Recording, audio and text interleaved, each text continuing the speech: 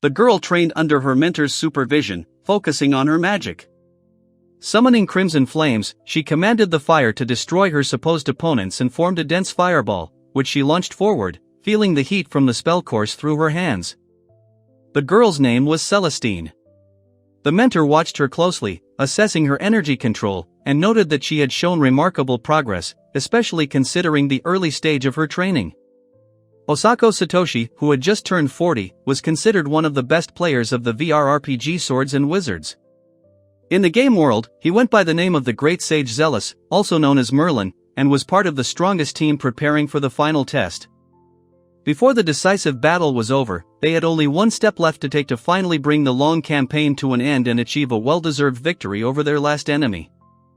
However, in the final moments, something went wrong. The monster they were fighting went berserk and declared that it was going to destroy everyone, dragging their rivals down with it. In a furious and desperate rush, the final boss ended Satoshi's life, not allowing him to even comprehend what was happening in the final seconds of the fight. After his death, the man suddenly woke up in an unknown world, near a forest. The first thing he did was open the system menu and notice a notification that seemed familiar. It was indeed a message from the goddess, informing him that his entire inventory had been fully restored, from rare ingredients to equipment, and that he should put them to good use. Satoshi thought that he wanted to avoid unnecessary troubles, because age no longer favored reckless decisions, and now he preferred peace much more than before. At that moment, he heard strange screams nearby. Rising to his feet, he decided to investigate. As he approached, he noticed a cart surrounded by a group of monsters who were intent on robbing and harming the travelers. Satoshi intervened, demonstrating his strength and stopping the attackers, making it clear that crossing the traveler's path in his presence was an extremely unwise act. The bandits, seeing the display of magical power, fled in panic. Satoshi thus saved the nobles who had been attacked on the highway, opening the cart door and promising to accompany them to the nearest town, hoping to ensure their safety throughout the journey. It was there that he first met a girl of noble birth named Celestine, and this acquaintance became an important starting point in his new path. Thus, he found himself in the lands of Grand Duke Celestia. The locals welcomed him with surprising warmth, expressing gratitude for his assistance and offering him the opportunity to rest after his journey. At the communal table, Satoshi enjoyed sampling the prepared food. He was almost happy to see ordinary bread and vegetables laid out before him, something he hadn't seen in a long time. Also present at the table was the former Duke of Creston Van Celestia, who watched his guest with obvious interest. The Duke was struck by Satoshi's genuine appreciation for simple food and wondered how he had managed to survive up until this point. Satoshi explained that while wandering the forest, he had subsisted solely on meat he had hunted himself, and particularly remembered a grueling fight with a wyvern, the very one that had nearly cost him his life. The Duke was surprised to learn of the creature's defeat. The wyvern was known as the demon of the sky for its ferocity and power, and to hear that someone had defeated it single-handedly was incredible. He realized that before him stood a mage of the highest rank, capable of challenging the accepted notions of the world. At that moment, Satoshi noticed Celestine watching him furtively. He recalled that the Duke had a granddaughter who was studying magic. Creston confirmed this, adding that her training had been difficult, as she had unusual difficulties casting spells. Satoshi was surprised, as even with a small reserve of magical energy, the basic formulas should have been able to be activated. The Duke explained that he had tried numerous methods, but the reason for Celestine's inability to perform magic still remained a mystery. The Duke asked Satoshi to examine his granddaughter, hoping to hear the opinion of a mage who had arrived from another part of the world. Satoshi did not refuse and examined the girl carefully, noting that the problem was not simply related to the amount of magical energy. He suggested that the source of the difficulties might lie deeper, within the spell's magical formula itself. Perhaps there were configuration errors or structural flaws that prevented the ability from activating correctly. Celestine brought a textbook with her, hoping for clarification, and cautiously inquired whether the errors might be hidden right in the formulas she was currently using. Satoshi smiled faintly at her genuine excitement and confidently suggested checking it out, opening the volume and preparing to study the contents more closely. After skimming through the first few pages, he froze and noted to himself that the structure seemed deliberately distorted, as if someone had intentionally left flaws in it. The very appearance of these formulas evoked a feeling of discomfort, as if they contradicted the natural laws of magic. He realized that the magical formula, with its errors, literally weighed on his perception, and its many flaws were so obvious that it was difficult to believe they were accidental.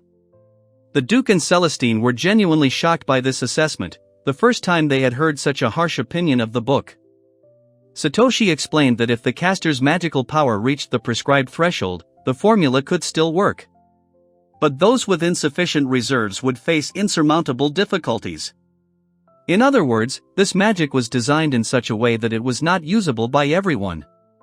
The result was an overly demanding structure, where success depended solely on the individual talents of a single mage.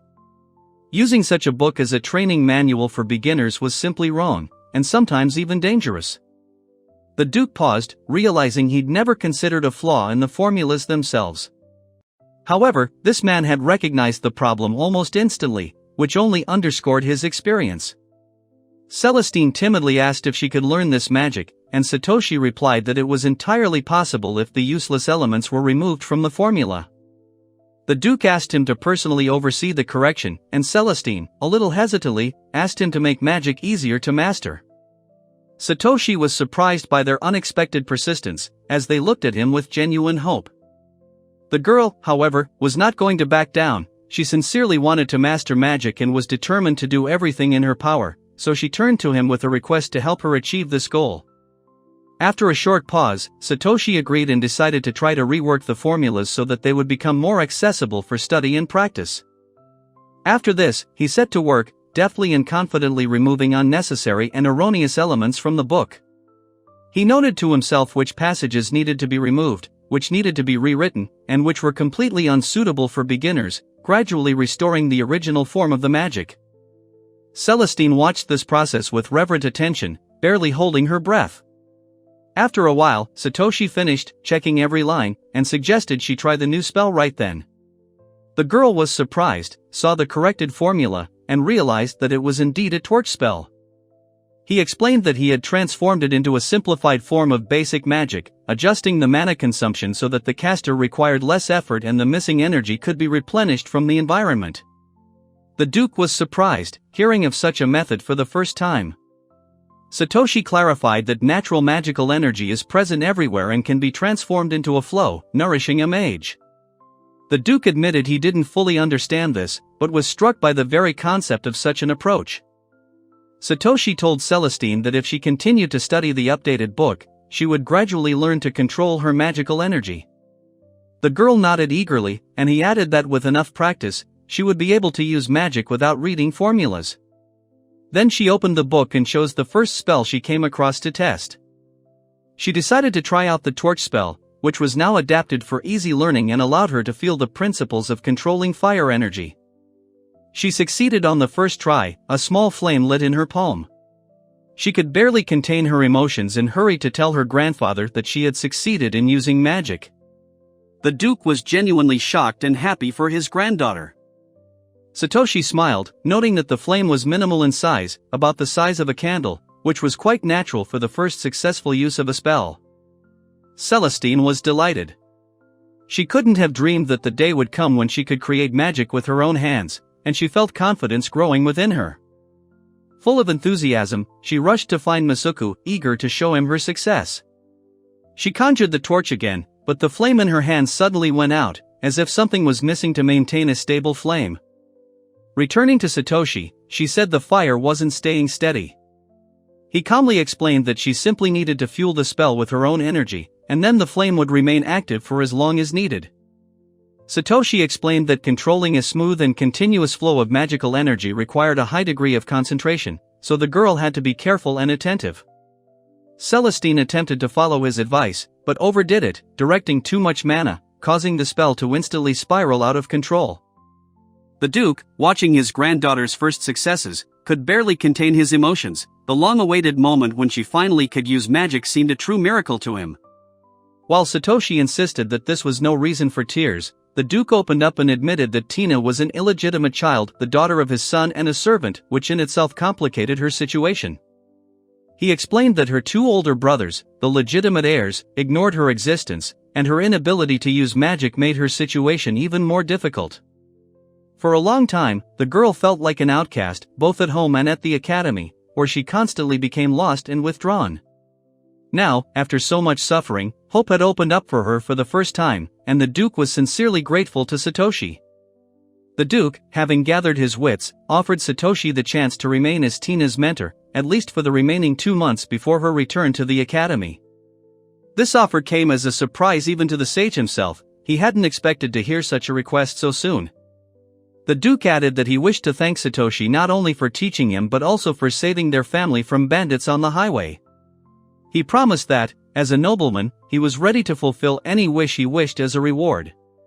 While Satoshi was still trying to find his answer, Celestine ran into the room, already calling him her teacher, and with shining eyes, announced that she had stabilized the fire spell. Satoshi noted with surprise that he wasn't accustomed to being addressed that way, but Celestine insisted with genuine confidence that since he'd helped her take the first step, he was now her mentor. The girl was determined to continue her training and was eager to master many new spells. Satoshi was touched by her enthusiasm. A slight shyness crossed his face, but he confirmed that it was impossible to refuse such a desire. The Duke invited his granddaughter to train with her teacher on their private forested lands, which were ideal for training away from prying eyes. Satoshi remarked to himself that such conditions were only available to true aristocrats. They reached the clearing almost immediately, and training began immediately. Satoshi noted that the girl grasped the material incredibly quickly and saw in her a talent previously hidden by improper methods. Celestine, hearing this assessment, found it hard to believe he was being serious. To cheer her up, Satoshi proposed a small competition: who could finish faster, she, using all her mana, or he, correcting the remaining magic formulas in the textbook. The girl eagerly accepted the challenge and promised she had no intention of losing. Satoshi approved of her attitude, finding it truly fitting. However, the training was suddenly interrupted by a powerful roar. Celestine flinched, and almost immediately a group of men ran out to greet them, warning them of a blood bear that had suddenly appeared nearby. It was a dangerous level 15 beast with impressive stats, 600 health and full mana. The Duke, hearing the monster's name, was surprised. It could only have come from the cliffs, where there were no external fortifications. Satoshi didn't hesitate and instantly summoned steel chains, binding the enormous beast before it could approach. He reminded the student that she had already mastered attack spells and now it was time to put them into practice, a chance that could raise her level and strengthen her self-confidence. Satoshi noted that a successful strike could earn her significant experience, and suggested that she take advantage of this opportunity, pointing to the chained bear. Celestine was alarmed, noticing that she could barely cast magic 3 times in a row. But Satoshi assured her that this was more than enough and cast a blessing from heaven on her, his own enhancement magic, increasing the power of her spells. He explained that the caster's spirit directly influences the outcome, so the key was to have no doubts and give this magic all your power. The girl had to believe she could succeed and stop holding back her energy. Celestine took a deep breath and said that she understood the instructions, after which she decided to use her spell again. She summoned a crimson flame, channeling all of her accumulated fire into the enemy, and shaped it into a devastating attack, infusing it with a determination she hadn't had before. A fireball shot out from her hands and crashed into the body of the huge bear, engulfing it in heat and bright flashes of crimson. But despite the damage inflicted, the beast was still alive. Its strength and endurance exceeded expectations, and its health was not completely depleted. Satoshi calmly ordered his student to finish what she had started and cast another spell. The girl concentrated and summoned a stream of wind, which transformed into a sharp, cutting wave, a spell called Windblade, capable of cutting through a target like a blade. This time, her spell worked perfectly. The flow of magical energy was smooth, the fire charge formed without a hitch, and the girl felt the result as clearly as if she had touched real magic for the first time. The sudden surge of power caused Celestine to stagger slightly and lose her balance, but Satoshi, who was standing nearby, managed to catch her, keeping her from falling and simultaneously assessing the quality of her last spell. He pointed her to the system window, where it was clear that her success had not been in vain. Her stats had increased noticeably, and her experience had raised her overall level far more than she could have expected from a single battle. The system showed that the girl had instantly reached level 11, and her base mana had increased so much that she could now cast more spells in a row. Celestine could hardly believe her eyes. Her health had reached 205 out of 205, and her mana was 152 out of 211.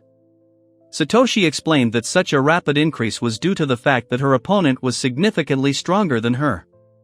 The girl, shocked, still couldn't believe she had leveled up 6 times in one go.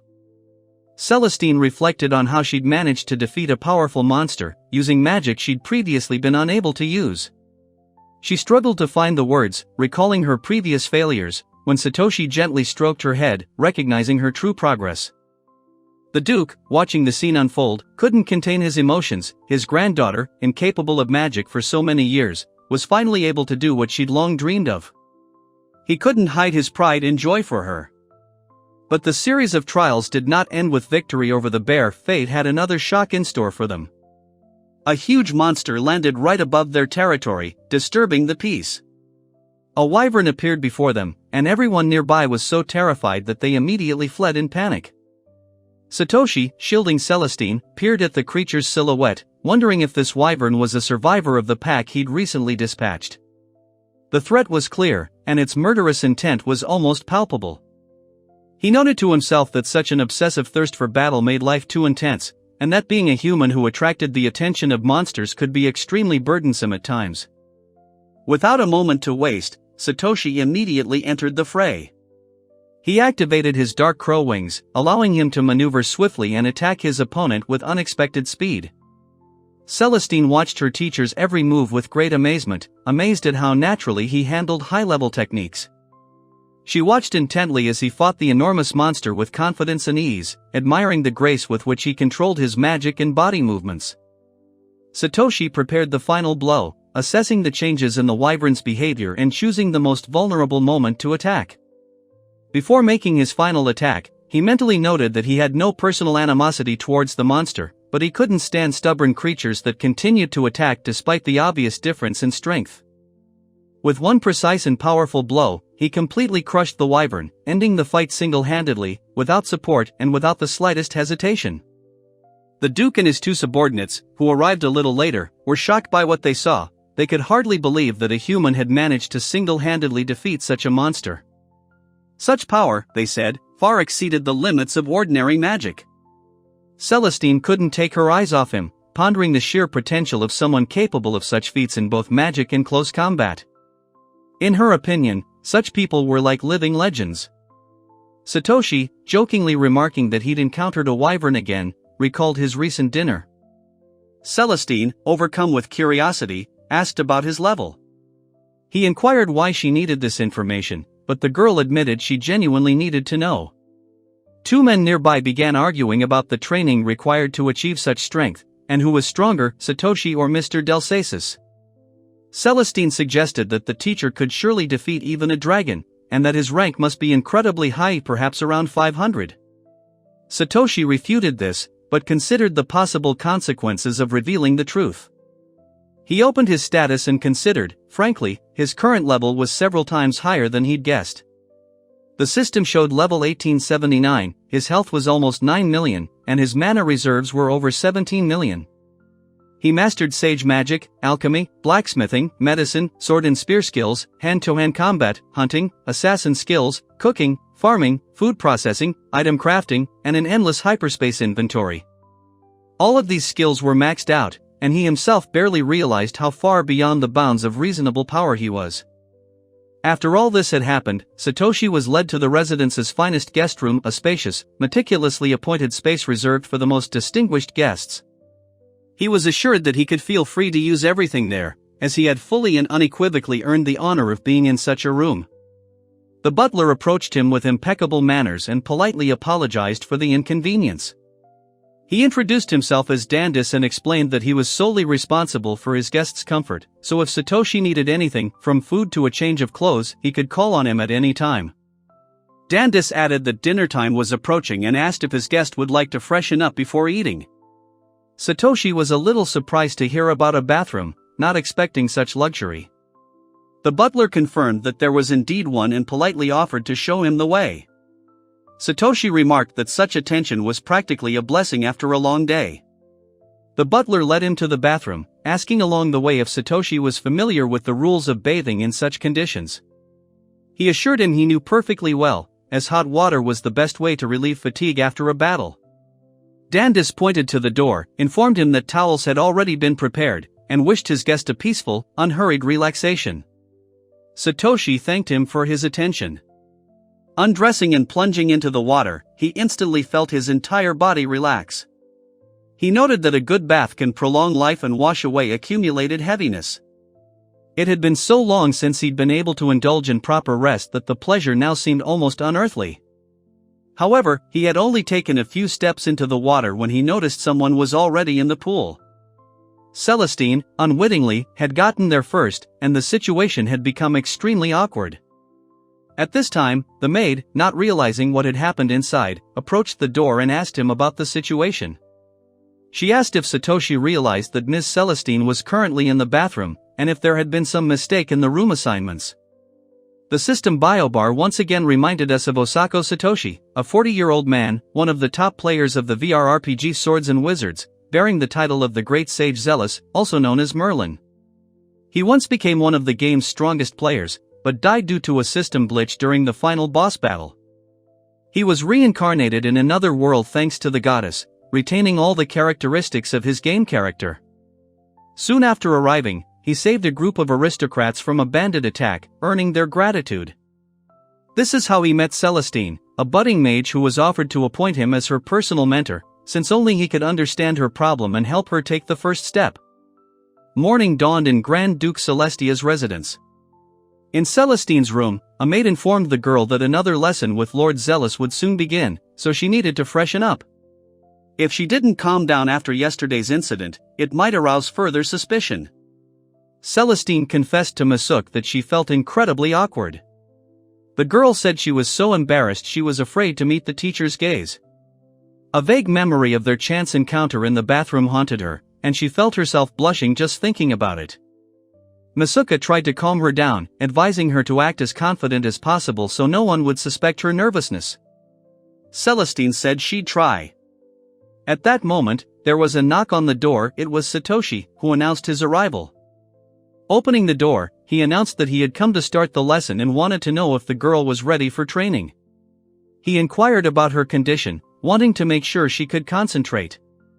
Celestine assured him she was quite ready. Then Satoshi suggested moving to the courtyard, which was ideal for studying, as it was spacious and free of distractions. The girl agreed, though it was clear she was gathering her strength. Masuka merely reminded her to be careful. When they went out into the courtyard, Satoshi announced that today he planned to discuss magical symbols, the fundamental basis of any formula. He intended to explore this topic in detail to reinforce his students' knowledge. Looking at Celestine, he noticed that she was flushed and avoiding his gaze. She was obviously still upset about the unpleasant incident the day before. He felt no less awkward, and silently lamented how such misunderstandings were too upsetting. As he began his explanation, he realized she was so embarrassed she could barely listen. He then asked if she was okay. The girl, blushing even more, quickly replied that she was completely calm and ready to continue her studies. Satoshi opened the topic and explained that there are 66 magical symbols, 56 letters and 10 numeric digits. Their combinations form magical formulas from which spells are born. As an example, he offered to analyze the formula for the torch spell she had mastered the day before. Celestine agreed and prepared to listen. Satoshi decided that they would begin today's lesson with a detailed analysis of magical symbols and their classification. He explained to his student that there are cyclic symbols responsible for the flow of currents, and connecting symbols that hold the structure of a formula together. Celestina, slightly nervous, asked if she could learn all of this. Satoshi reassured her, noting that with due diligence, there was nothing overly complicated about it. He continued his explanation, showing that in a torch spell, external mana enters the caster's body, passes through a control circuit, and is transformed into fire. Additionally, the formula includes an air circulation structure that maintains the flame's stability. He then explained that such spells, despite their apparent simplicity, were created by masters who spent countless hours selecting the symbols and their interactions. Those who first discovered the principles of magical symbols were exceptional individuals. Even such a basic spell as a torch required colossal effort to create. Celestine carefully wrote down every phrase he wrote and asked if he had ever created new formulas using these symbols. Satoshi noted that it would be difficult to explain this directly, as his own methodology was very different. He primarily used digital structures rather than the classic symbolic set. With genuine interest, the girl asked him what his personal spells looked like and how they differed from the formulas she knew. Her genuine curiosity was evident even in the way she tilted her head and listened to every word. Satoshi glanced at her shining eyes, full of exploration and delight, and realized this could be a problem. He feared that if she followed his unconventional path, she would face dangers far beyond the realm of ordinary magic. So he decided now was the perfect time to show her just how destructive and dangerous magic could be if used irresponsibly. This should calm his students' excessive curiosity. He noted that the highest form of magical art is perfected spells based on precision and harmony. However, there are also formulas capable of destroying cities and dooming people. This is the dark, cruel side of magic. This was precisely the kind of magic he intended to demonstrate to her. It was his most advanced and dangerous type of spell, the result of extensive experimentation and an unconventional approach that required immense control. Celestine looked confused and alarmed, trying to comprehend the magnitude of what had just been said. Satoshi had named the spell. It was his most powerful technique, called Darkness Judgment. It was a spell of the ultimate destructive class, capable of obliterating everything over a vast area and classified as a type of ultimate destructive magic. He explained that creating new formulas and deciphering magical structures is incredibly exciting in itself, but excessive experimentation can give rise to uncontrollable horrors. Activating the darkness verdict would destroy everything the caster laid eyes on. The main danger was that the powerful would covet such power, ignoring the inevitable catastrophes. In the hands of the greedy, such a spell would cause wars and massive tragedies. Satoshi said that immense power almost inevitably breeds conflict, so mages, in his opinion, should remain neutral and resist the temptation to use magic for influence. He decided to ask the girl what kind of mage she envisioned herself as in the future. Celestine thought for a moment and said that she dreamed of becoming a confident and skilled magician who was able to rely on her own strengths and make informed decisions. From childhood, she was taught that magic was a tool for national defense and a component of military might. However, she herself did not want to become a mage destined only to fight and destroy. Her aspirations were much gentler and more humane. Satoshi supported her views, explaining that there are many branches of magic that aren't destructive. For example, the creation of magical items, healing, and support techniques. Magic can be used for more than just war. He noted that the true power of magic manifests itself when it brings joy and benefit to people. If you strive to help others, completely new horizons will open up, and this direction, in his opinion, is much more valuable. He recommended that she first take a close look at herself, her desires, and her surroundings, and then gradually decide which path to take next. Celestine agreed, promising to think about it seriously. After that, he suggested they move on to practice. He decided to create several golems to use as training targets. The girl was surprised by this approach, but realized it would allow her to level up faster.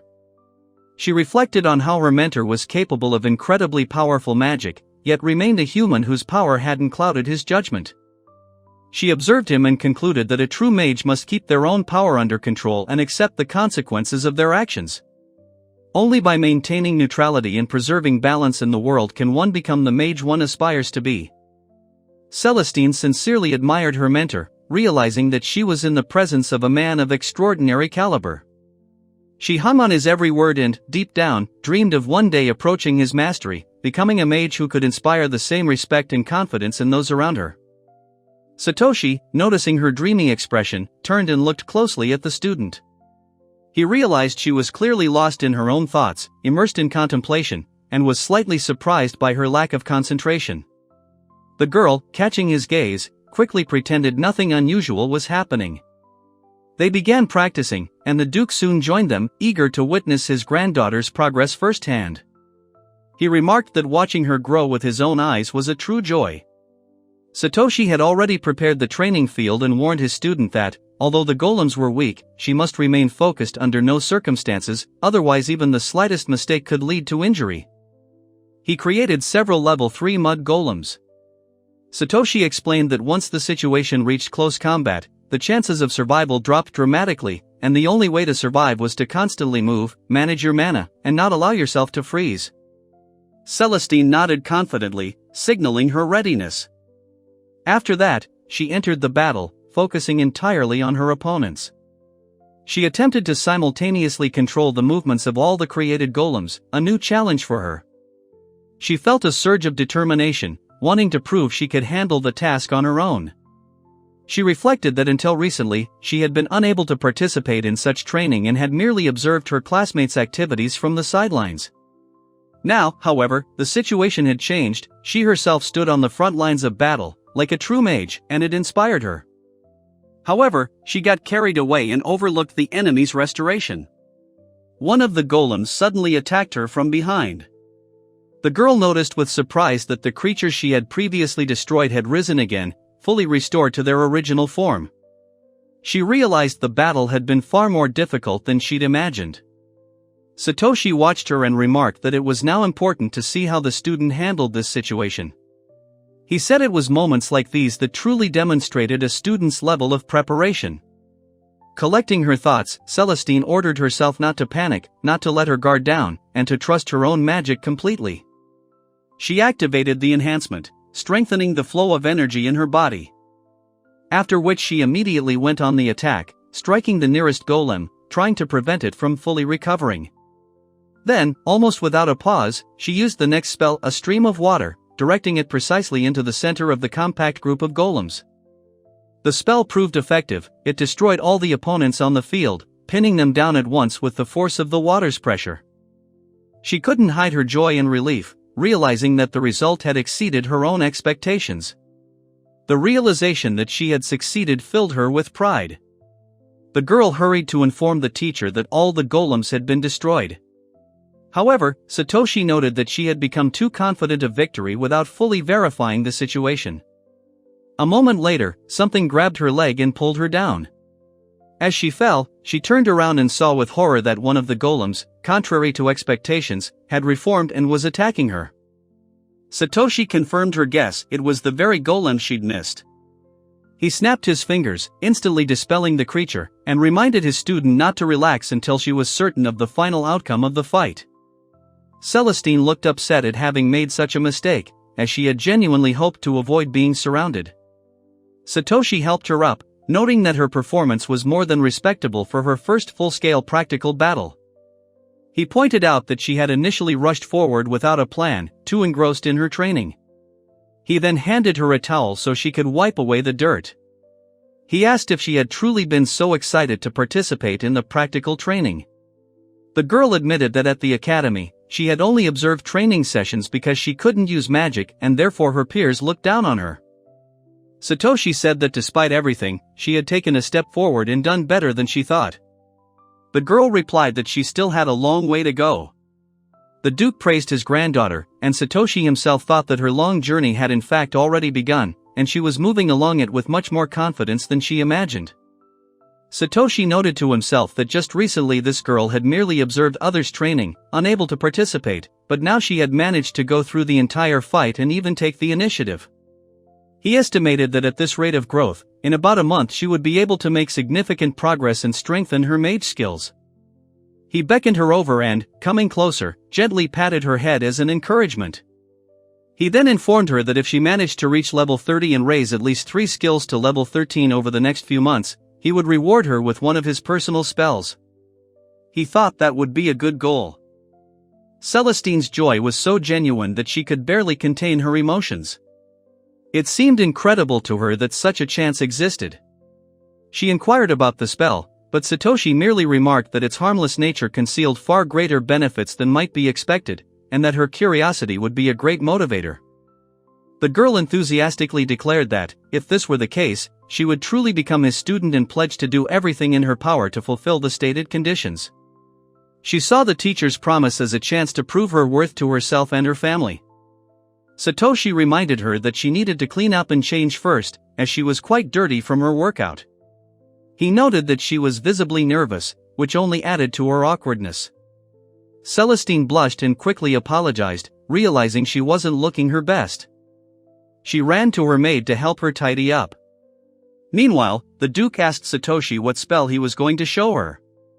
He estimated that the only thing that came to mind was destruction magic, and he couldn't imagine anything else. Satoshi, with a slight chuckle, suggested the Duke test the spell himself and attack him with an undeniable spell. This was his way of demonstrating the true nature of the technique. The Duke admitted that he had once been known as the Purgatory Mage and asked if he should use his full power. Satoshi asked him not to hold back, wanting a real test. The Duke then unleashed the Flame of Purgatory spell, commanding the fire to take the form of a dragon and rain down upon the target in a furious wave of destruction. The energy transformed into the image of an ancient destroyer, as if it had come from the world of the dead, and moved forward with the intention of incinerating everything in its path. It was a well-known spell called Dragon Flame of Destruction, and it was considered extremely powerful even among high-ranking mages. Satoshi responded by activating his own spell called Divine Silver Wall, demonstrating a completely different approach to magic. He effortlessly disrupted the Duke's attack, stripping the dragon of its form almost instantly. The Duke was astonished at how quickly his spell wore off, and realized that he truly was a mage of the rarest caliber. Satoshi explained that this barrier could take any form, not just a protective wall.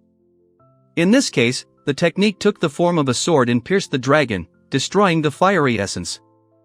He added that if this barrier is used as a preemptive attack, it can neutralize an enemy before they even realize the threat.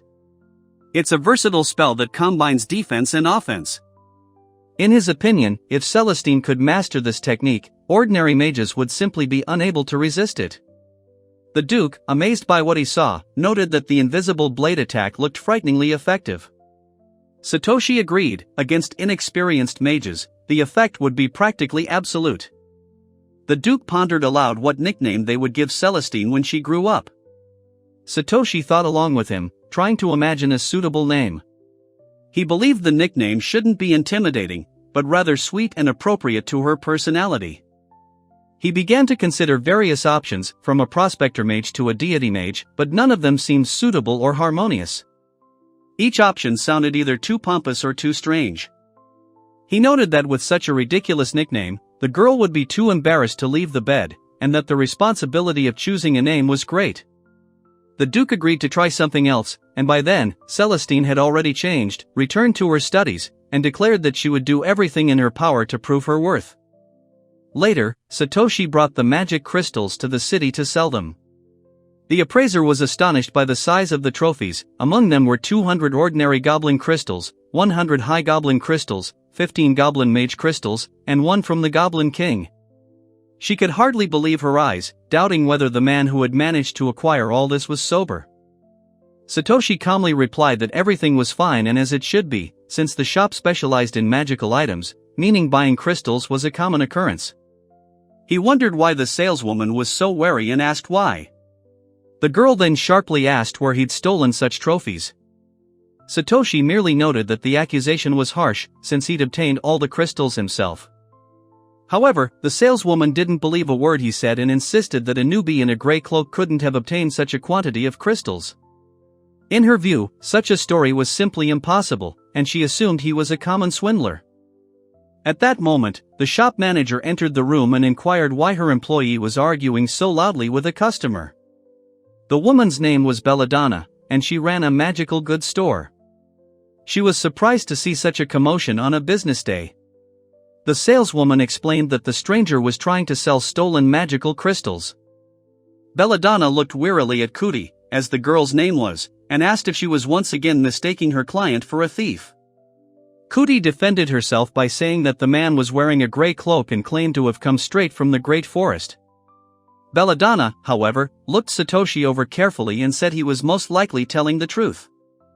The cloak itself caught her attention.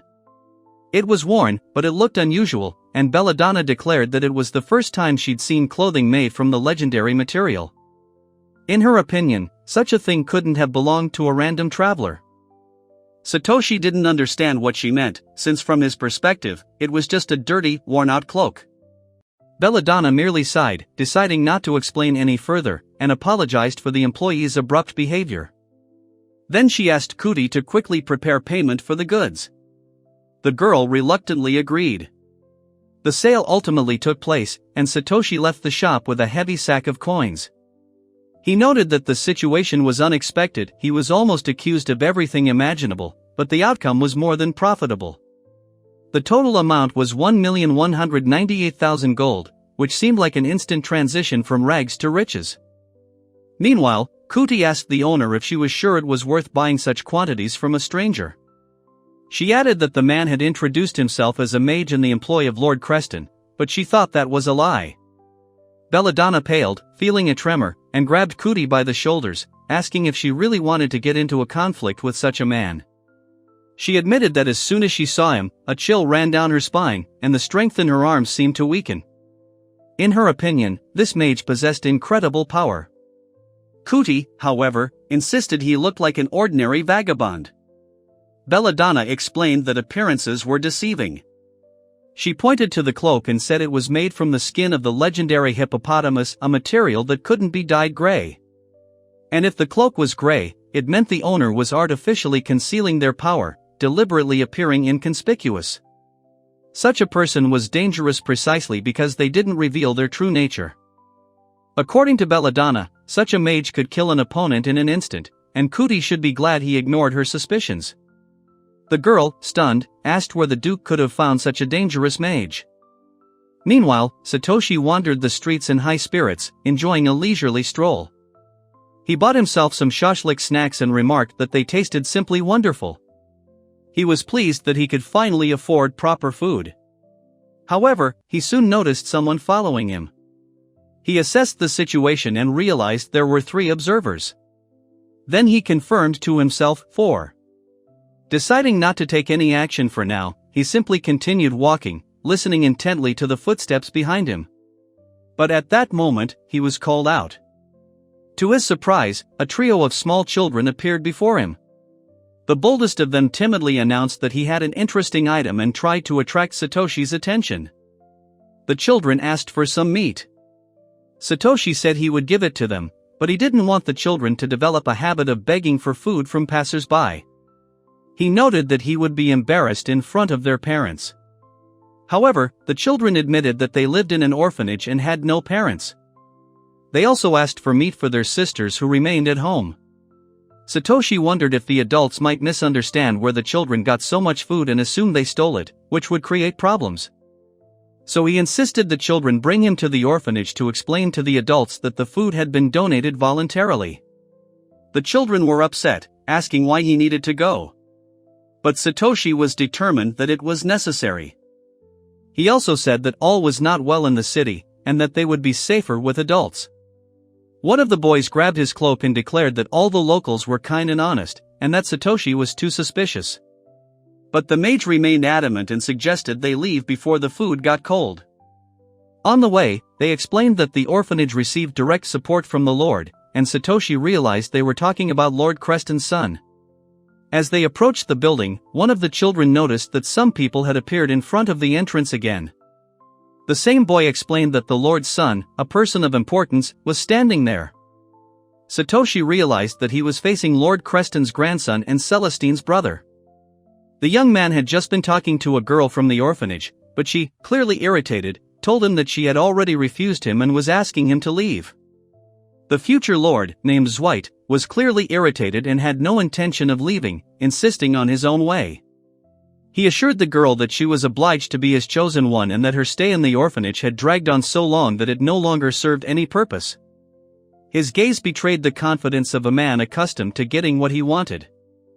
Luceris, the orphanage's nun, calmly remarked that she had dedicated her life to children of her own free will. She emphasized that she was under no obligation to accept anyone's demands, and certainly not to bend to the wishes of the young aristocrat, no matter how capricious. The children quietly explained to Satoshi that the Lord's son had long been in love with their older sister. The moment he first saw Luceris, he instantly declared her destined to be his future lover, without even asking her opinion. Lucerys firmly stated her position and told Dwight that she disliked him and would agree to nothing. However, the future lord chuckled smugly and noted that these were merely temporary words. As soon as the new business permit was issued, the shelter would lose its support, and she would allegedly come asking for help herself. She was outraged by his arrogance, especially when he called the children dirty ragamuffins. She was about to slap him, considering such remarks unacceptable for the heir of the family. However, at the last moment, Satoshi stopped her, stepping forward. This immediately provoked a flare of discontent in Dwight, who demanded to know who he thought he was. Satoshi merely wearily noted the absurdity of the young aristocrat's behavior, as if quoting his own words. He emphasized that trying to win a girl's favor through such methods was an extremely dubious and completely unacceptable approach. He also remarked that the man should be gentler in his treatment, otherwise such actions would only make him look foolish. The children who had come with Satoshi burst out laughing and called Dwight ridiculous and disgraceful, completely ruining his attempt at imposing presence. He was completely stunned by what was happening. Lucerys thanked Satoshi and timidly asked who he was. Satoshi replied that he was simply a random traveler who had witnessed an unpleasant scene. Meanwhile, Dwight was seething with rage, unwilling to tolerate such humiliation. He asked Satoshi if he thought insulting a member of the ducal family would go unnoticed, and dismissively called him grey-cloaked. Satoshi noted that the color of the cloak had been mentioned in the magic shop, too, and wondered if there really was a local hierarchy of clothing colors. One of the children explained that color truly reflects a mage's rank, gray symbolizes the lowest level. Satoshi couldn't help but be surprised. It seemed like those around him perceived him as the weakest mage, completely unaware of his true power. He warned Dwight that he was making a mistake, attacking a man whose capabilities he knew nothing about. Dwight, blinded by pride, ordered him to be quiet, assuring him that he could easily defeat him. As proof, he activated his magic and created a ball of fire, aiming it straight at Satoshi. The stream of heat cut through the air, leaving a bright trail in its wake. But Satoshi effortlessly blocked the attack with his bare hand, as if it were nothing. Dwight was stunned, unable to understand how he had managed it, and wondered if he really was a mage. Satoshi calmly noted that he could fight with both magic and physical combat. He then warned the men accompanying Dwight that they were wasting their time grabbing swords without properly assessing the situation. He didn't threaten, but simply stated, if the weapon were drawn, the consequences would be fatal. This instantly cooled the attackers' ardor, and they froze in indecision. Cornered, Dwight declared that he was forced to use what he did not want to show, and began gathering mana for a powerful purgatory flame spell. He raised his hand, chanting a long incantation that summoned hordes of fiery dragons capable of incinerating everything around them. One of his subordinates tried to stop him, reminding him that such a spell could destroy the entire old city, but Dwight was no longer listening. The flames formed into a spell of destruction for the hellish dragons. Satoshi just chuckled as he watched the dangerous yet crude execution of magic that he had seen dozens of times before in a far more advanced form. And without wasting a second, he activated his own technique, a quick phantom dash, which allows him to instantly disappear from the spot and approach the target before it has time to complete its destructive attack. He completely extinguished the Lord's Son's attack, as if he had stopped a torrent of flame with a single movement. The firestorm vanished into thin air as if it had never existed, leaving only traces of superheated air around, proving just how devastating this blow could have been had it struck. Dwight was completely shocked. His most powerful magic had dissipated like a weak spark. He couldn't believe his master spell had been rendered powerless. Satoshi calmly noted that Lord Creston's similar magic had been incomparably more powerful, and now the Lord's Son could clearly see what a mage of at least level 50 was capable of. One of Dwight's subordinates asked, alarmed, if Satoshi had actually just mentioned the old lord's name. Satoshi confirmed, though he didn't think he'd said it out loud yet, that he was currently serving at the Creston estate. Sveit's expression changed dramatically upon hearing about his grandfather. He realized that if the truth came out, punishment was inevitable. In a panic, he shouted at Satoshi not to dare say anything. The young man was already begging for mercy, barely realizing the depth of the possible consequences. Satoshi, watching the aristocrat instantly lose all arrogance, emphasized that such cowardice, after such brazen behavior, evoked neither respect nor sympathy. He reminded Dwight of his disgusting treatment of the nun and his thoughtless use of a spell that could lead to tragedy. He made it clear that such fire magic, in the hands of a reckless individual, could cause fires and casualties.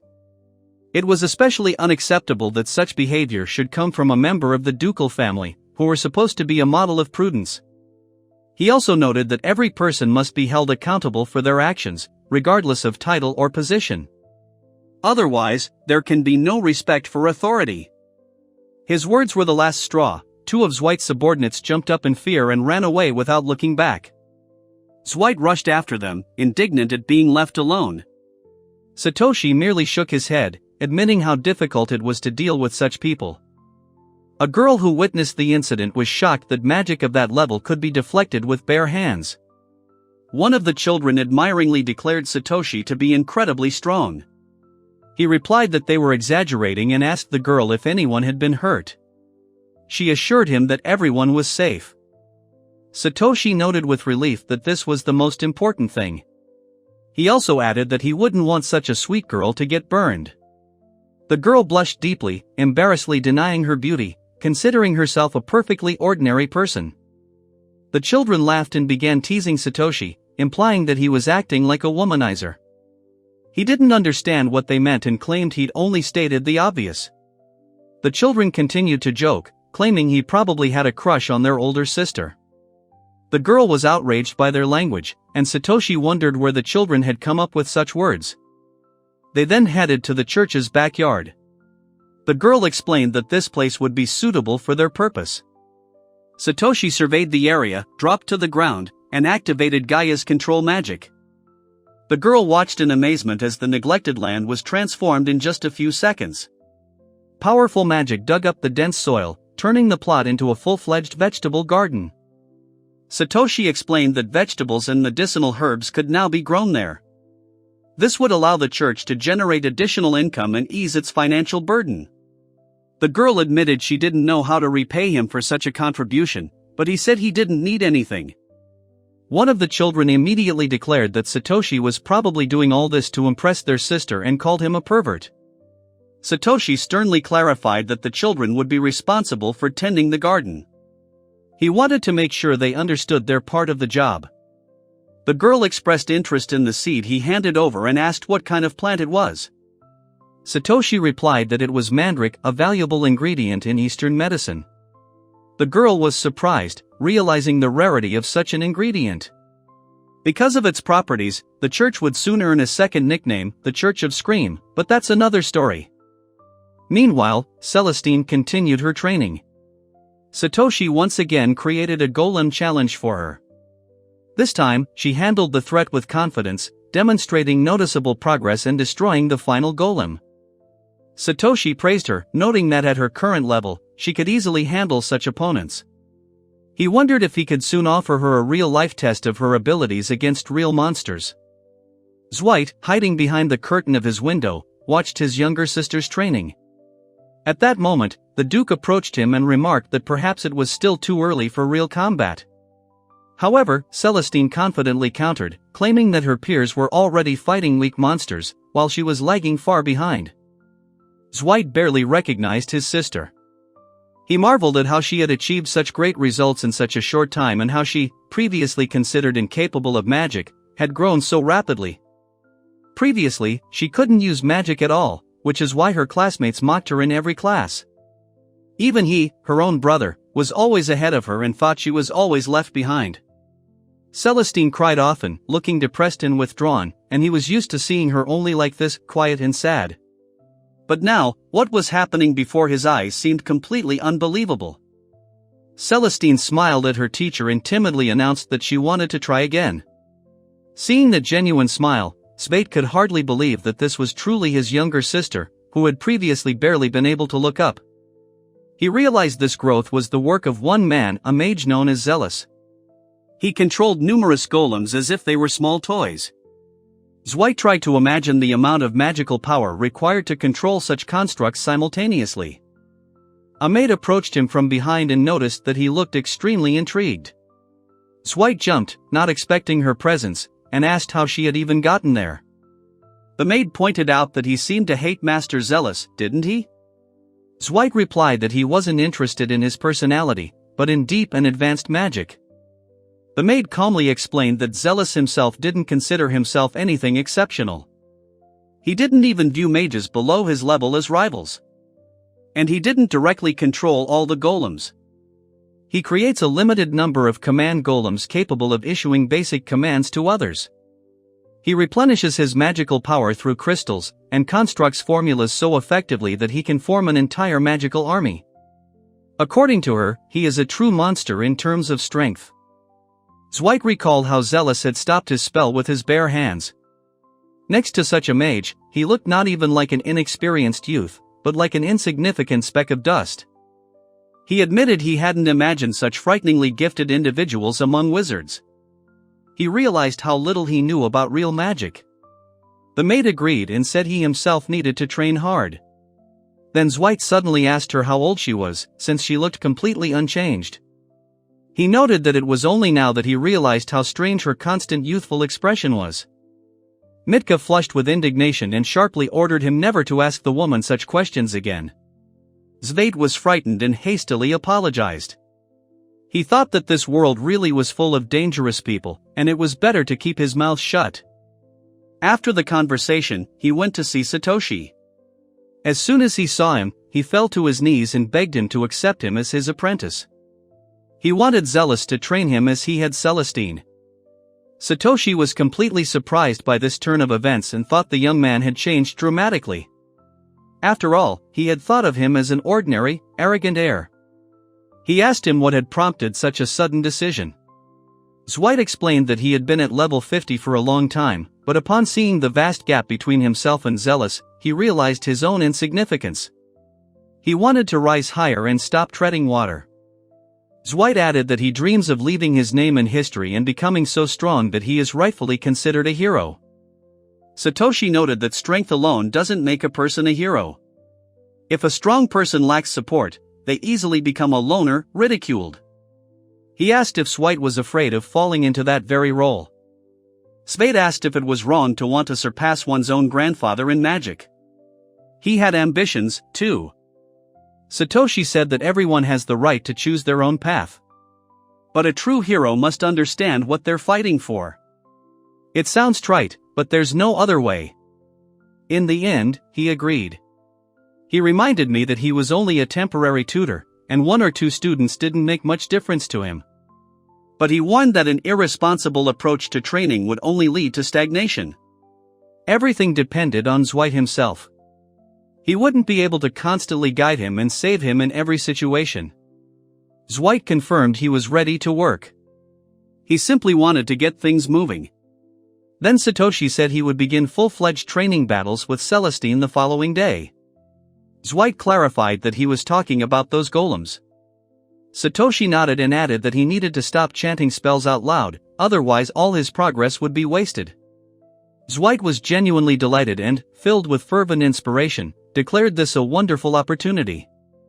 He would do whatever was required and strive for the pinnacle of magical mastery, never allowing himself to falter. His determination seemed almost excessive, but there was a sense of strength in it. After that, he hurried back, literally glowing with satisfaction. Satoshi watched him, wondering whether the sudden decisiveness was a good thing, or dangerous. But at least the young man had finally stopped dawdling and looked confidently toward his own future. He also noticed that Dwight had clearly begun to act as if he'd become incredibly tough. He lectured him, gave him advice, and acted like a sage. However, everyone eventually finds their own path and their own truth. The next day, the two of them began training together. Dwight defiantly declared that he was ready to take blows from any direction at once. Celestine quietly said that she was counting on him and hoped he wouldn't lose his cool in the first few minutes. They exchanged glances, and Dwight asked if it bothered her that he was also participating in the training. Celestine turned away, noticing that everything was fine. Satoshi clapped his hands and announced the start of the session. Golems began appearing one after another. Satoshi warned that the training would be brutal, and the monsters would deliberately attack their weakest points. He demanded that the students endure at least 3 hours of combat without losing their focus. Dwight immediately lunged forward, as if afraid of being late, confidently declaring that he could handle it without any difficulty. He acted sharply and aggressively. He furiously hacked at the golems that crossed his path, telling himself it was all a mere trifle. Celestine also joined the fight, trying to keep up and demonstrating her own composure. Satoshi watched their technique closely and noted that Dwight was overly impulsive. He was a typical offensive mage, accustomed to overpowering his enemies with brute force and no regard for strategy. Tina, on the other hand, relies on agility and speed. Taking advantage of her small size and weak physical strength, she strikes and immediately retreats. They could have made a great duo if they'd known how to work together. But instead, it was the other way around. Dwight demanded that she stay back and stay out of his way, while Celestine resented his reckless, sweeping attacks. Satoshi thought their chemistry was still lacking. Meanwhile, the golems changed their form and began advancing with renewed speed. Dwight was surprised to notice that these constructs had become thinner and faster. Celestine, who had encountered similar enemies before, wasn't entirely surprised and warned him that such opponents were dangerous. But the golems turned out to be even more agile than he expected, and immediately rushed into a counterattack. Unwilling to give in, Dwight protested and launched his fireball forward. But the target deftly dodged the attack, as if it had anticipated his swing in direction. Celestine noted that their thoughtless actions only made the teacher's job easier. Dwight was acting too abruptly, and so the enemies instinctively targeted him, which was perfectly logical. Svate asked irritably if she really meant to say he was only getting in the way. Celestine calmly replied that it was an obvious fact. The teacher was attacking their weaknesses, and she had experienced such cunning blows herself many times. Svate looked at his sister again and realized that she was going into battle without hesitation, while he once again found himself behind, doubting and nervous. Satoshi calmly explained that their emotionality was hindering their ability to think clearly. In a chaotic battle, two people against many enemies were also psychologically inferior. He advised them to keep a cool head, otherwise any mistake would lead to certain death. He added that the enemy could be not only around them, but also between them in their discord. Now he decided to control the golems seriously, without restrictions or indulgences. A difficult, almost fatal training lay ahead, and he warned them in advance that they would have to endure true hell. Svate smiled broadly, as if this was exactly what he'd been waiting for. For him, training that closely resembled a real fight seemed like a wonderful opportunity. He declared himself ready to go to the very end and fight with all his might. One of the new golems suddenly pounced on Dwight. He managed to block the blow and noted that this was exactly the kind of fight he'd been waiting for, real, hard, and demanding. It was nothing like the weak, half-hearted training he'd received at the academy, and he felt a long-awaited challenge in it. Celestine recalled her teacher's words, "Even if a mage runs out of mana, the enemy won't wait." In such a situation, it's important to be able to survive, come up with an alternative, and act without panic. She realized that Satoshi had orchestrated such rigorous training precisely so that they wouldn't die in real combat one day. Dwight remarked that the teacher truly seemed like a true sage. He had no compassion for his students, and this made the lessons honest and useful. Celestine agreed, thinking that they owed it to themselves to have the honor of studying with him. Satoshi explained to them that this was where they could make mistakes without fear. This training was necessary for them to understand their style, gain combat experience, and become true warriors, not those who feared every step. The students finally understood the meaning of his instructions. After this, having regained their fighting spirit, they rushed to attack the golems with renewed vigor, wanting to show that they were capable of growing and adapting. Celestine concentrated and cast the stone spear spell. The magic formed a dense, sharpened projectile in front of her, and she aimed it straight at one of the nearby golems. Svate noticed another enemy approaching. Celestine saw the golem rushing towards them and braced herself for impact. But before she could take a step, two golems grabbed her, pinning her arms and preventing her from using magic. Satoshi watched from the sidelines and thought that, judging by everything, the fight was coming to an end for her. However, Celestine wasn't about to give in. She forcefully activated her enhancement and managed to break his grip. Satoshi was slightly surprised. She cast the spell without any incantation, and he wondered when she'd learn to do that. But the next moment, she was surrounded by golems again. The Duke watched from afar and shouted a warning, fearing she wouldn't cope. Dwight rushed towards her, deciding to support his sister at that moment. He helped her deal with the nearby golems, clearing space and allowing her to recover. For the first time, their combined actions seemed coordinated. After another series of attacks, the training finally concluded, and both students were given a chance to rest. They could hardly believe they had survived the ordeal, and felt a deep sense of satisfaction. Satoshi said they had noticeably changed and truly improved. He congratulated them on their progress. Svate fell to the ground, exhausted but satisfied. Celestine remarked that the training session had seemed interminable. Satoshi inquired about their impressions. He explained that he himself had once fought in a similar chaotic battle with 4 comrades. Now he wanted to hear how they felt after going through a similar experience. Celestine was surprised that their teacher had experienced exactly these kinds of battles.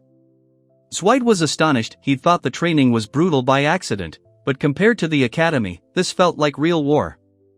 Satoshi handed them the reward he'd prepared.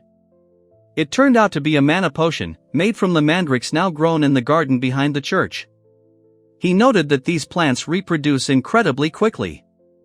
Dwight took the bottle and asked what the church even did. Satoshi was surprised and clarified that something was wrong with the potion. Dwight was indignant that the potion was poured into a wine bottle, as if they were about to be treated to a drink. Satoshi calmly pointed out that he simply didn't have any other containers on hand. In the end, Svate agreed to have a drink. Celestine also decided to have one and warmly thanked the teacher for his attention to their recovery. Satoshi announced that training was over for the day. Tomorrow they would finally set out for the Great Farfland Forest for true combat trials. The siblings were shocked and asked incredulously if he was serious. Satoshi noted that they needed to be properly prepared before their journey. They would need weapons and suitable equipment, as they were heading into a truly dangerous area. Hearing this, Celestine felt a surge of excitement and acknowledged that the moment for her first real battle was finally approaching. The Duke agreed with the need for preparation. He proposed assigning Tina a full squad of bodyguards, wanting to ensure her maximum security. However, Satoshi objected that such a large escort would only hinder her development and limit her practice. Having become zealous apprentices, Celestine and Dwight immersed themselves in rigorous training. The rigorous training was already yielding tangible results, but to further their growth, Satoshi decided to take the next step and personally lead them. Straight into the lair of real monsters, that is, into the Great Farfland Forest, where you can gain invaluable experience and rapid growth. The next day, they were already traveling there by carriage. The journey was long, and Dwight, observing his teacher, suddenly asked why such a first-class mage was working as a court tutor. Satoshi replied that a man who stopped working turned into a common vagabond. He believed it was important to continue working and remain humble, guiding the young into the future. He added that this was the right path for any adult. Dwight understood his words and admitted he had been mistaken in assuming some hidden reason. Satoshi assured him there was nothing wrong with such thoughts. However, he noted to himself that what he really needed was a home of his own. Besides, he dreamed of getting married and starting a comfortable family, and he was currently worried about his age, which no longer allowed him to put off such decisions for too long. After 2 days of travel, they reached the outskirts of the Great Farfland Forest. The area was called the Saffron Valley, surrounded by dense thickets and humid air. They had managed to set up a small camp there. Dwight noticed the teacher staring at something, approached him, and asked what he was doing. He even called him teacher, which slightly surprised Satoshi, who asked if he was really talking about him. Dwight confirmed. He reminded him that since he was learning magic from him, he was obligated to treat him with respect, regardless of his personal feelings. Satoshi acknowledged that this wasn't necessary, but agreed and clarified what exactly Dwight wanted to know. The boy replied that he was curious about what exactly he was doing now, since it looked like an arcana. Satoshi showed him the paper he was holding and said that yes, he was going to create a familiar. Dwight was surprised and asked if he was going to catch a monster here in the forest. Satoshi replied that there was no need to catch anyone and suggested they observe. He completed the drawing of the control seal, adding a few strokes, and then activated the spell. Right in front of them, an artificial phoenix made of pure magical energy formed in the air. Satoshi explained that Arcana creates an artificial monster, essentially closer to a golem than a natural familiar. Its strength is directly related to the power of its creator, and such creatures feed primarily on magical crystals. Dwight quickly put everything together and asked a clarifying question, implying that if the creator was so powerful, then the familiar must be incredible as well. Satoshi confirmed his guess and noted that a phoenix could handle, for example, a wyvern. Dwight was shocked and admitted that familiars were an incredibly cool and useful skill. Satoshi suggested he try creating his own familiar. Dwight carefully inquired if he could do so, and upon receiving approval, he enthusiastically took the paper, eager to begin immediately. Satoshi added that without such skill, it was difficult to consider oneself a full-fledged mage. At that moment, Celestine approached, and the teacher handed her a similar paper, inviting her to create her own familiar. The two of them recited the formulas and activated the seals, after which each of them had their own magical monster appear, reflecting their level and inner strength. Satoshi suggested they lift their familiars into the air to experience a full connection. He reminded them that the creature's vision was transmitted directly to them. The brother and sister closed their eyes, concentrating on establishing contact. And in a moment, they saw the world around them through the eyes of their own monsters. Dwight was amazed at how vivid and real this experience was, as if he himself were flying, not a creature he had created. Celestine felt a sense of rapture and noted how vast and beautiful the world was when viewed from above. Satoshi noted to himself that the two were completely immersed in the new sensations and relaxed, while the knights accompanying them remained tense and surveyed the surroundings. The bodyguard detachment provided by Mr. Creston specifically for Celestine's protection consisted of 15 men. Their appearance made it clear that each of them had real-life encounters with monsters and understood the risks. He remembered the Duke's words, who told him that the life of the squad was secondary. If necessary, they would sacrifice themselves for Tina without hesitation. Satoshi remarked that he would not allow such a development. Using his familiar's vision, he spotted a group of orcs on the eastern side. He reported this to Mr. Aleph, who clarified what had happened. Satoshi explained that a group of about 20 level 30 orcs was moving nearby, all heading straight for them. Aleph admitted that they were indeed unlucky. He raised his voice, ordering everyone to prepare for battle, as they would be facing orcs. Satoshi also readied his weapons and noted that now was the perfect time to gain experience. Thus began the hunt for which he had prepared his students in advance. He glanced at the orcs again through his familiar and noticed they were acting far too cautiously.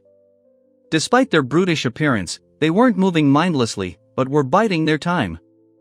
He decided not to waste time waiting and took the initiative, intending to strike first.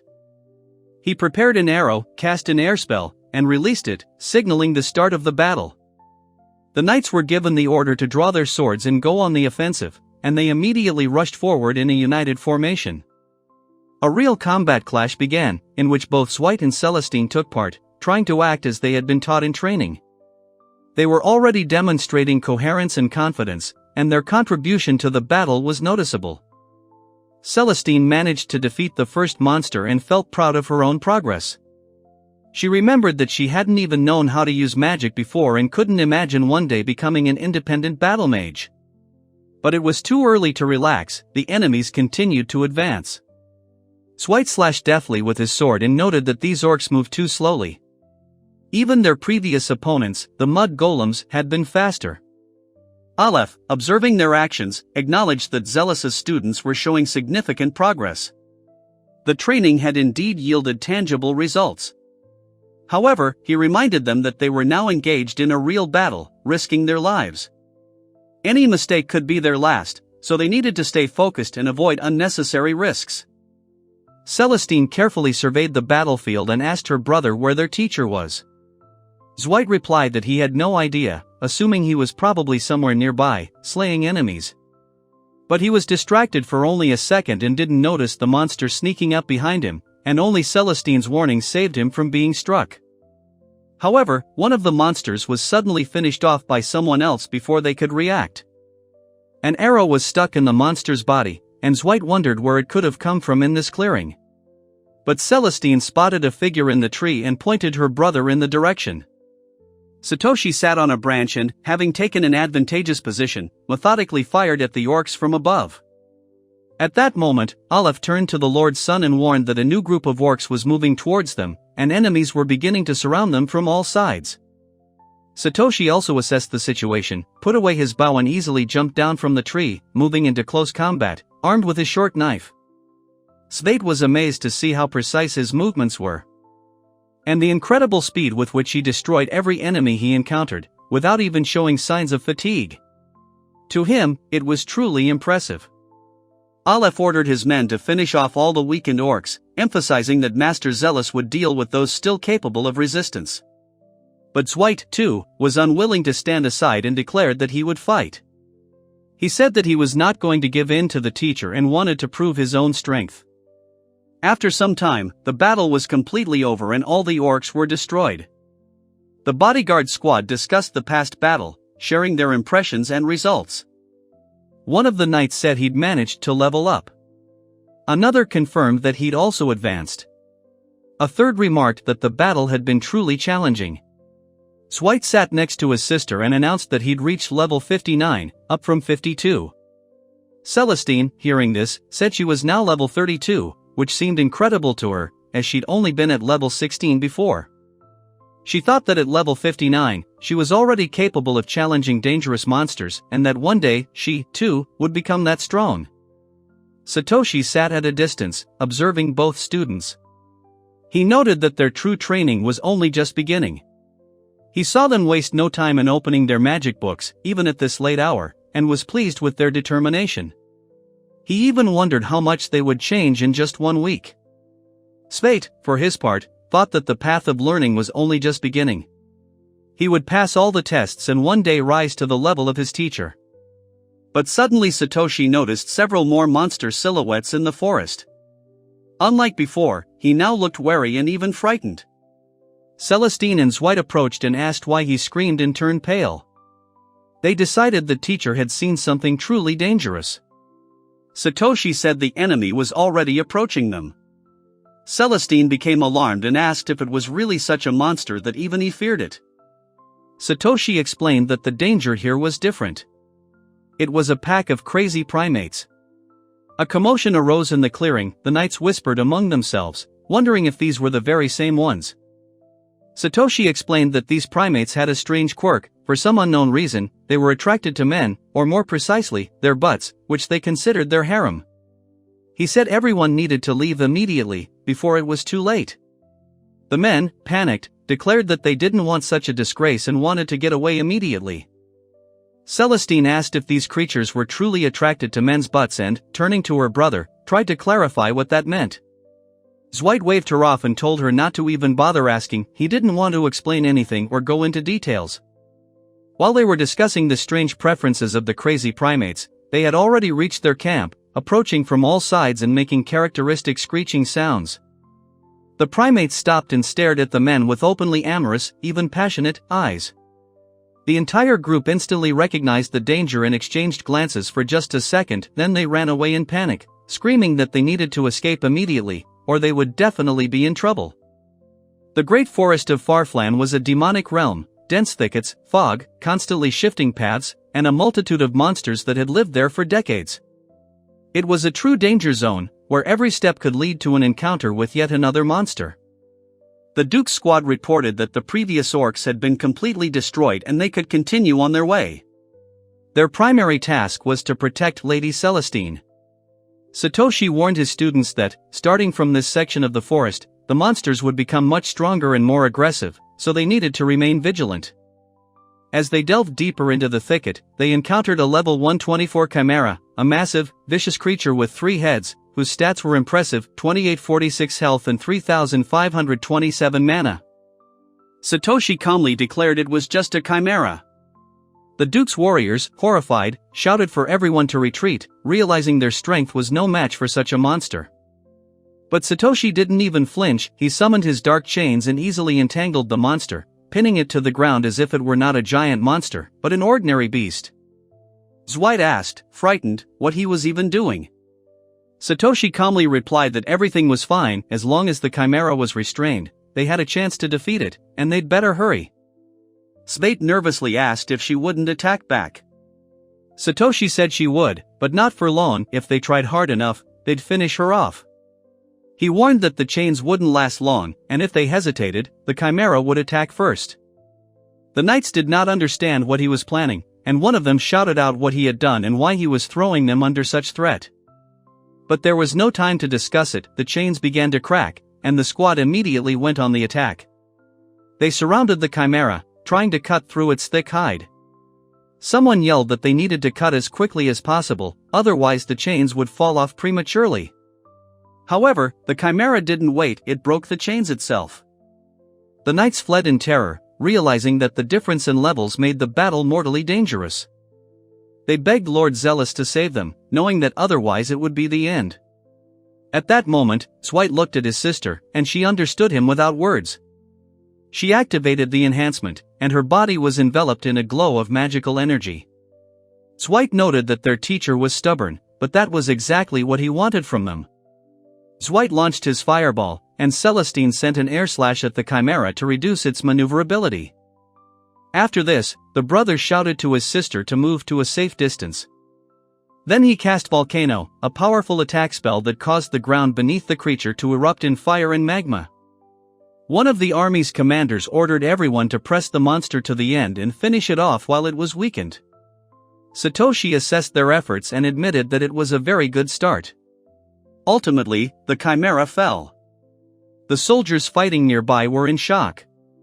One said he'd risen from level 24 to level 43. Another complained of aching all over and wondered how high the monster's level must have been to exert such pressure. Satoshi observed the overall outcome and was completely satisfied with how his improvised strategy had worked. He noted that the students and guards had performed well and were able to withstand a truly deadly battle. He glanced at the chimera's fallen body and calmly said that it was time to strip it of all usable materials. Hearing this, the soldiers cried out and immediately surrounded him, begging him to stop. They asked if he intended to lead them to the grave, since if the chains had disappeared any sooner, the chimera would have torn them apart. Satoshi indifferently clarified that the chains had really disappeared? Or had anyone even died? Aleph, confused, reminded him that he himself had said the magic would soon wear off. Satoshi calmly admitted he had lied. Aleph couldn't resist asking why he had done that deliberately. Satoshi explained that in their current state, they were too weak, and if a powerful monster appeared, their only option was to flee. However, if a situation with no way to retreat arises, the only option is to fight to the end. Therefore, he decided they needed to level up quickly, otherwise they wouldn't last a day in Farflan Forest. If they spend their entire lives hiding behind a single powerful mage, they'll never learn to stand up to serious enemies. Without the courage to challenge those who are stronger than them, they'll have no future in this demonic forest.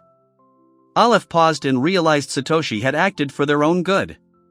He announced to the army that they would now follow Lord Zealous's orders and raise their level as much as possible. He called on everyone to swear the oath of Knight Protectors. Dwight said that if that's the case, he and his sister would work harder too. Celestine added that she herself would soon reach level 50 and looked suspiciously happy about it. Her brother narrowed his eyes and asked why she looked so pleased. She was clearly hiding something.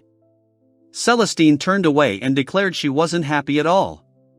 Svate began to suspect the obvious and sharply asked if the teacher had really promised her anything.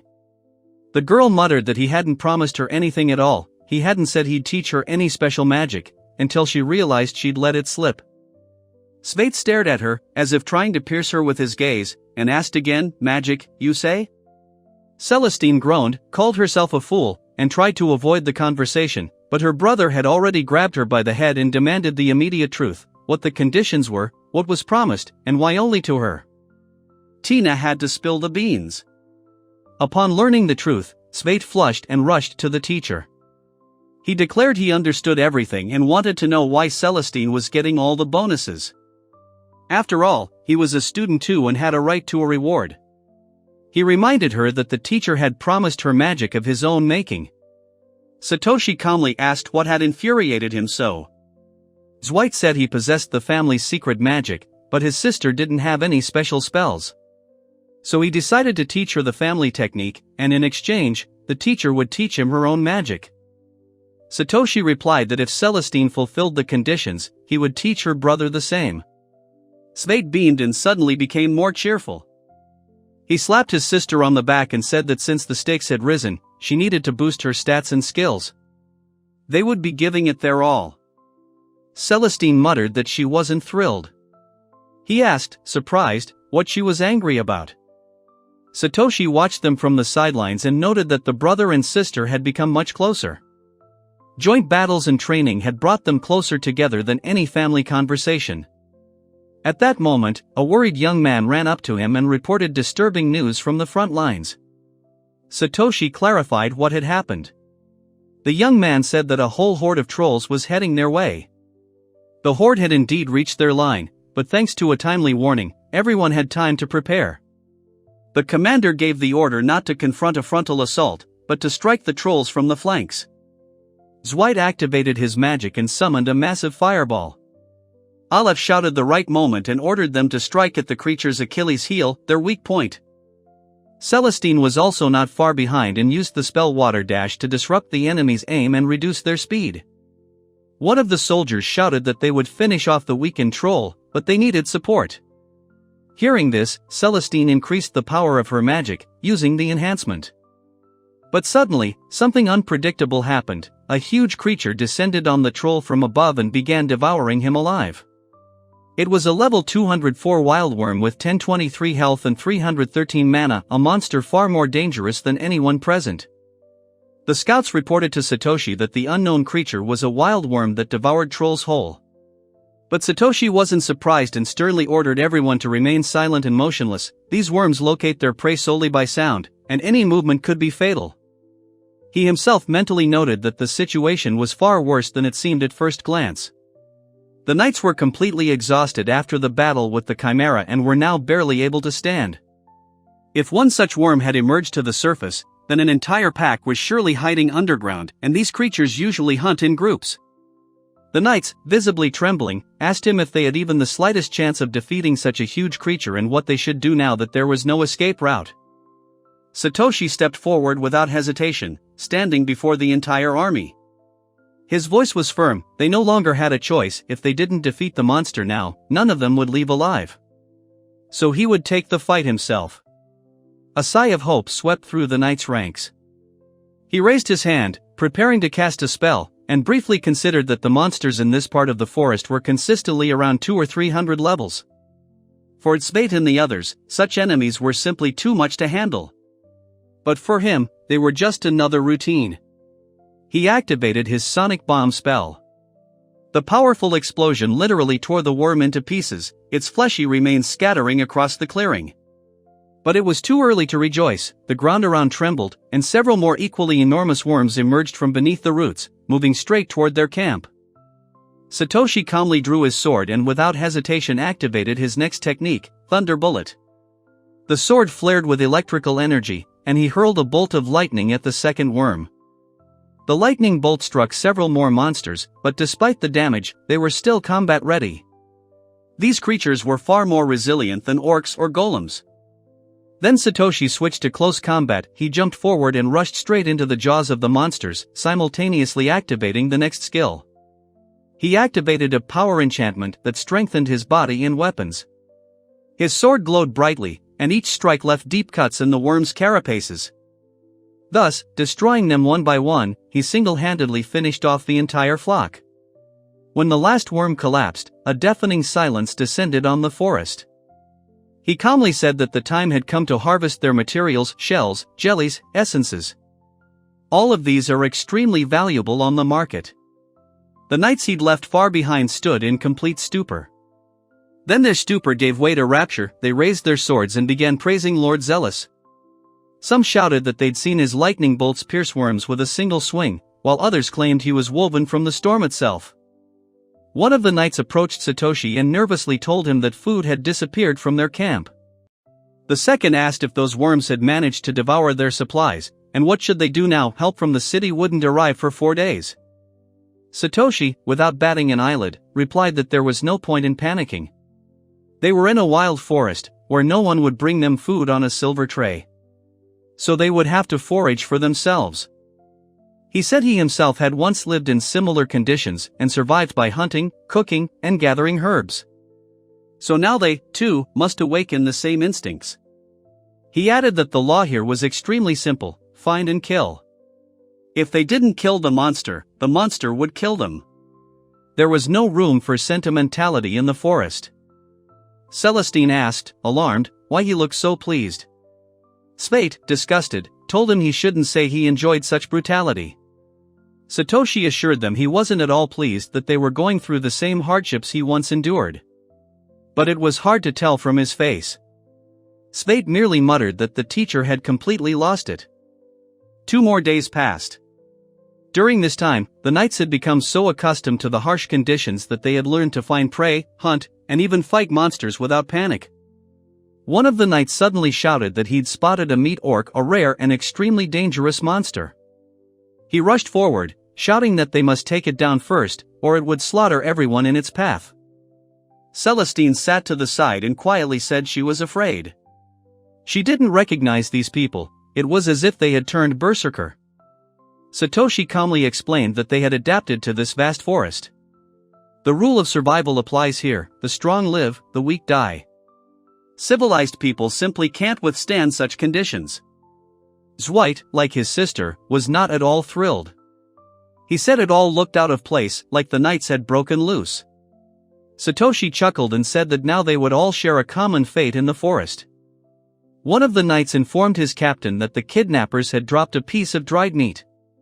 Aleph said it was an excellent lead. They would follow it, find the kidnappers' camp, and destroy every last one. Satoshi nodded approvingly and said it was time for revenge. Celestine and Zweit stood at a distance, watching in horror. The knights were becoming increasingly possessed. Celestine whispered that humans were no better than beasts. Zweit, however, firmly declared that something was clearly wrong here, too wrong.